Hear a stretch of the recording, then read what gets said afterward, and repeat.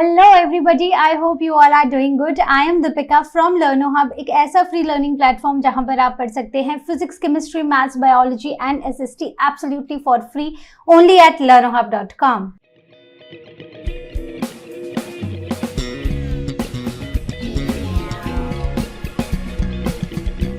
तो आज हम शुरू करने जा रहे हैं अपना next chapter and the chapter is health organisations. बहुत ही छोटा सा चैप्टर है जिसमें हम इंटरनेशनल हेल्थ ऑर्गेनाइजेशंस के बारे में डिस्कस करेंगे। तो without wasting any time let's get started.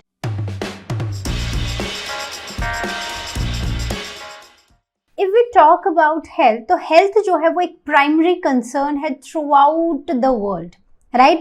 तो अगर हम किसी भी कंट्री, किसी भी गवर्नमेंट की बात करें, हेल्थ को बनाए रखना, ओवरऑल हेल्थ ऑफ पॉपुलेशन को बनाए रखना एक गवर्नमेंट का मेन कंसर्न है। क्योंकि अगर लोग हेल्दी रहेंगे तो सोसाइटी हेल्दी रहेगी, सोसाइटीज हेल्दी रहेंगी तो कंट्री हेल्दी रहेगी, कंट्री हेल्दी रहेगी तो throughout the world there will be like good health, right.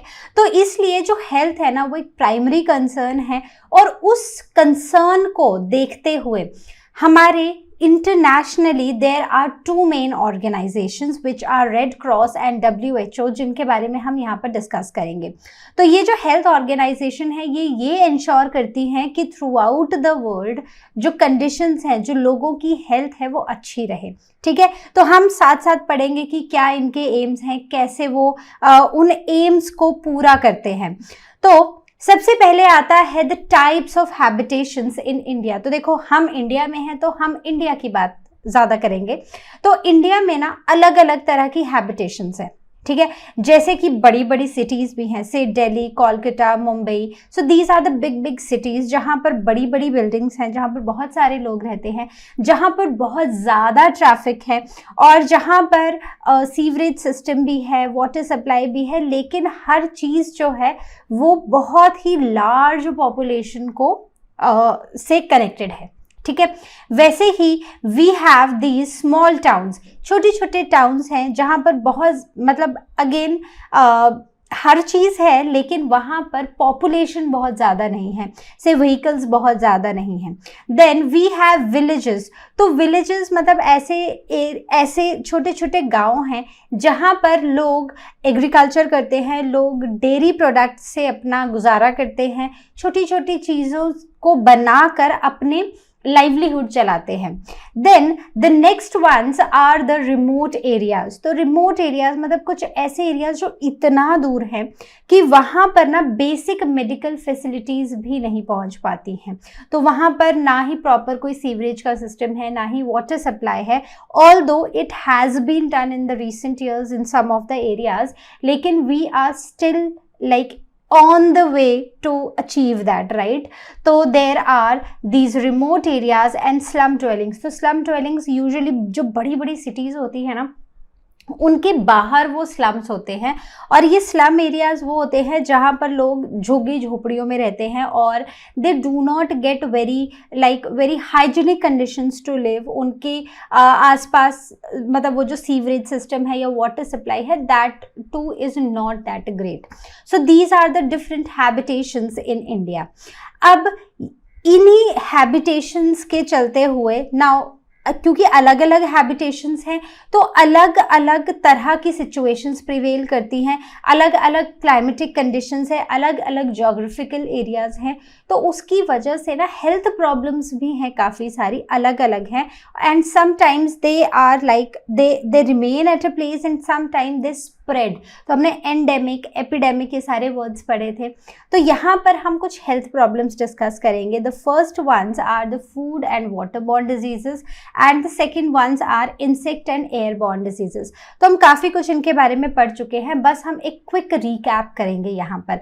तो कैसे हेल्थ प्रॉब्लम्स जो हैं वो अलग अलग चीज़ों की वजह से एक जगह पर या एक कंट्री में या वर्ल्ड में फैलती हैं। काफ़ी सारी डिजीजेस हैं जो हमारे खाने और पीने से फैलती हैं, जैसे कि हमने ऑलरेडी पढ़ी हैं। सो सम ऑफ द डिजीजेस जैसे कि टाइफॉइड है, ठीक है, जैसे कि कॉलरा है, तो ये अलग अलग डिजीजेस है, डाइसेंट्री है, गैस्ट्रोएंटाइटिस है, ये वो डिजीजेस हैं जो कंटामिनेटेड फूड एंड वाटर से फैलती हैं। कई बार क्या होता है कि इंडस्ट्रियल वेस्ट को पोर कर दिया जाता है इनटू रिवर्स, राइट, और ये जो रिवर है ये जब हमारे आसपास बहती है, किसी ना किसी तरह से हम इस पानी के कॉन्टैक्ट में आते हैं तो ये डिजीजेस फैलती हैं।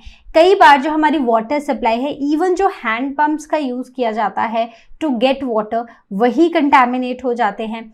कई बार पानी जो टैप्स में आ रहा है that is not that clean, और कई बार लोगों को सफिशिएंट इनफ वाटर सप्लाई ही नहीं मिलती है। So these are the different like scenarios where food and water borne diseases are like they spread, ठीक है। दूसरा है इंसेक्ट एंड एयरबॉर्न डिजीजेस, मतलब कुछ ऐसी डिजीजेस जो इंसेक्ट से, फ्लाइज से, मस्कीटो से और इवन हमारे चीखने से भी फैलती हैं, ठीक है।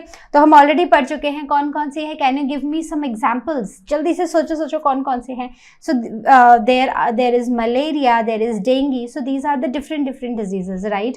तो ये होती हैं कि जैसे अगर हमारा खाना है, we keep our food uncovered, when the flies will come and sit on that food they will contaminate the food. So this is how these diseases are spread. Okay, तो अब हम आते हैं अपनी इंटरनेशनल बॉडीज पे। So there are two main health organisations. The first one is the red cross, तो उसका symbol भी कुछ ऐसा ही होता है, एक रेड कलर का प्लस का साइन होता है with the white background, so that is red cross. The second one is world health organisation, that is WHO, ठीक है।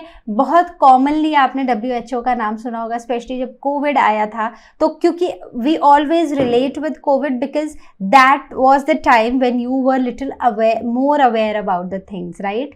तो WHO is one of the organisation. So दोनों के सिंबल्स जो है वो मैंने यहाँ लगाए हुए हैं, and you have to remember दो सिंबल्स, ठीक है, भूलना नहीं है।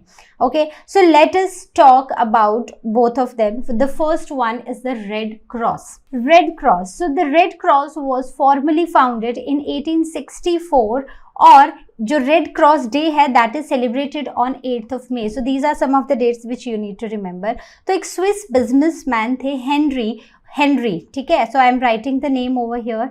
इन्होंने ये एक ऑर्गेनाइजेशन शुरू किया था, और ये एक नेशनल, मतलब इन फ्यूचर ये एक नेशनल और इंटरनेशनल एजेंसी बन गई।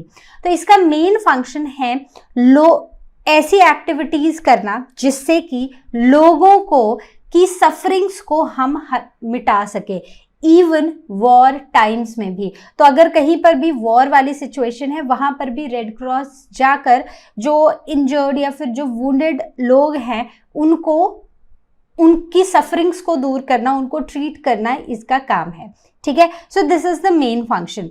Now what are the major activities that red cross does? Okay, तो पहली है to extend relief and help victims of any calamity. तो कई बार फ्लड्स आ जाते हैं, अर्थक्वेक्स आ जाते हैं, ठीक है, फेमाइन्स, देन फायर। तो इन सब सिचुएशंस में रेड क्रॉस जो है वो it actually comes forward and provides that relief for those people. जो भी विक्टिम्स होते हैं उनको क्या करते हैं, उनको थोड़ा सा रिलीफ देते हैं, मतलब उनकी हेल्प करते हैं। Then to procure and supply blood to the needy victims of war and other calamities. तो कई बार खून इतना बह जाता है कि बचाने के लिए पीपल नीड मतलब ब्लड फ्रॉम आउटसाइड, तो उस केस में भी रेड क्रॉस जो है वो लोगों को ये ब्लड सप्लाई देता है, ठीक है, मतलब प्रोक्योर कराना, फिर वो उस ब्लड को सप्लाई करना, कहाँ पर मिलेगा, कैसे मिलेगा, वो सारा काम रेड क्रॉस करता है। So such a noble cause, right. To extend all the possible first aid treatments in any accident. तो कई बार क्या होता है कि रोड एक्सीडेंट्स हो जाता है या किसी भी तरह से कोई एक्सीडेंट हो जाता है, तो उस केस में red cross first aid treatments भी देता है। Then to educate people in accident prevention. तो आपने कई बार देखा होगा कि रेड क्रॉस जो है ना, तो रेड क्रॉस के कुछ वो कुछ ऑर्गेनाइज करते हैं, कुछ इवेंट्स ऑर्गेनाइज करते हैं और वो लोगों को अवेयर करते हैं डिफरेंट चीज़ों के लिए। उसमें एक बहुत इंपॉर्टेंट है, that is how to prevent these accidents. The next one is to arrange ambulance services in all emergencies. तो जितनी भी इमरजेंसीज हैं उन केस में यहाँ पर एम्बुलेंस सर्विसेज जो हैं वो दी जाती हैं लोगों को, ताकि वो सही टाइम पर हॉस्पिटल पहुंच पर उनको प्रॉपर केयर मिल सके। The next one is to look after the maternal and child welfare centres. तो जितने भी चाइल्ड, ये मैटरनिटी वाले सेंटर्स हैं जहां पर प्रेग्नेंट लेडीज आती हैं या न्यू बॉर्न्स, मतलब न्यू बेबीज आर बॉर्न, तो वहां पर भी रेड क्रॉस जो है वो अपनी हेल्प एक्सटेंड करता है। Then Indian Red Cross Society has been engaged in training the midwives. Who are the midwives? Those say ladies, mostly the females, who take care of a pregnant women and the newborn babies. तो उनको भी train करने में Indian Red Cross Society, so it is like Indian Red Cross Society, ठीक है? So they train them to perform better, to take good care of a pregnant woman and the newborn child.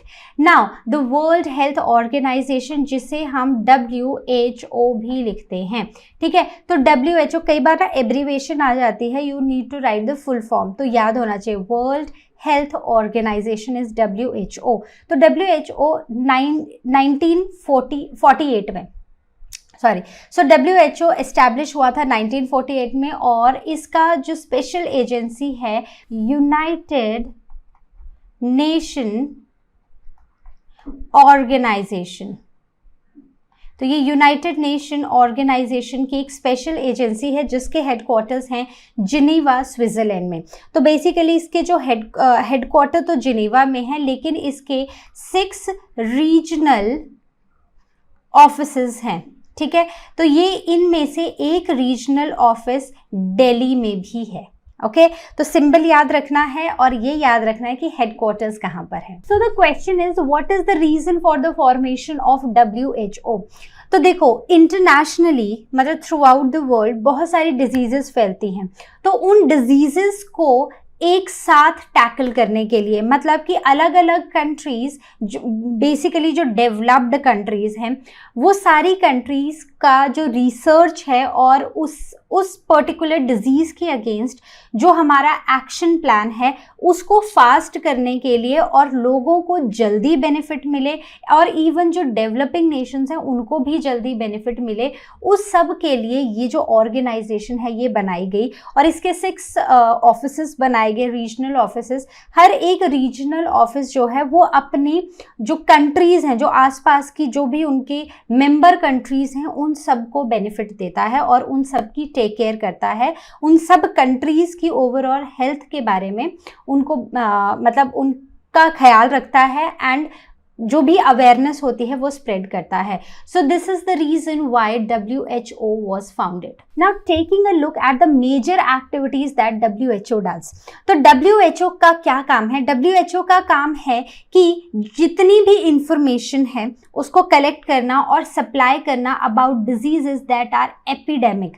तो जैसे 1994 में plague फैला था सूरत में, ठीक है? तो how to tackle that disease, how to spread the awareness about the disease, how to collect the information. So those all things WHO does. Now to promote and support the projects for research on diseases, जैसे cancer के ऊपर तो बहुत सारे projects चले हैं जिसमें cancer को कंट्रोल करना, उसके ऊपर से वैक्सीन, दवाइयाँ बनाना, तो वो सब के लिए मतलब उस प्रोजेक्ट के लिए ऐसे ही बहुत सारे प्रोजेक्ट्स हैं, तो उन प्रोजेक्ट्स को प्रमोट करना और उनको सपोर्ट करना फाइनेंशियली और हर तरह से, उसमें भी WHO का बहुत इंपॉर्टेंट रोल है। Then to supply the information on the latest developments about the use of vaccines, कहाँ कैसे वैक्सीन्स का यूज़ करना है, कहाँ पर यूज़ करना है, उसके लिए भी WHO it plays a very major role. Then to suggest quarantine measures to prevent spread of diseases to others, तो कुछ ऐसे मेजर्स जहां पर अगर हमें लोगों को आइसोलेट भी करना पड़े, ताकि जैसे कोविड के केसेस में लोगों को आइसोलेट किया गया था ताकि डिजीज जो है वो और स्प्रेड ना हो। Almost through out the world हमने ये देखा कि एकदम पूरा लॉकडाउन हो गया है। So this is all because हमने लोगों को isolate किया so as to prevent the spread of this disease. So that all information is given by WHO. Then to lay pharmaceutical standards for important drugs to ensure the purity and the size of dose. तो जब भी कोई drug आता है, जब भी कोई new drug introduce होता है, तो WHO का काम है ये इंश्योर करना कि वो जो ड्रग बना है दैट इज प्योर, ठीक है। तो वो जो उसका काम है वो करे और लोगों को और बीमारियां ना फैलाए, ठीक है। और साथ ही साथ कितनी डोज देनी है, एक्सेस डोज नहीं देनी है, एक्सेस डोज से क्या होगा, एक्सेस डोज से क्या होगा, कम डोज से क्या होगा, ये सब कुछ WHO ही इंश्योर करता है। The next is to organise campaigns for the control of epidemic and endemic diseases. तो जितनी भी डिजीजेस हैं जो वाइड स्प्रेड हो जाती हैं, ठीक है, जो सब जगह फैल जाती हैं, और वो डिजीजेस जो एक ही जगह लोकलाइज रहती हैं, तो उन सब डिजीजेस के लिए कैंपेन्स ऑर्गेनाइज करना भी WHO का काम है। So before we wrap up this session, let me ask you a few questions. The first one is WHO headquarters are located in, कहाँ पर हैं, जल्दी से बताओ, अभी तो पढ़ा हमने। So Geneva, and now it has 6 regional offices, and one of that office is in New Delhi, right? So let us take up our next question. So the question is, what do the following abbreviations stand for? ठीक है, तो मैंने बोला था ना कि सारी abbreviations पता होनी चाहिए, कई बार question आता है। So first one is WHO, that is World Health Organization, right? Okay, so the next one is UNO, जहां पर भी UN है, so इसका मतलब है United Nations Organization, right? So United Nation Organization, ठीक है। Now NICD, NICD stands for National Institute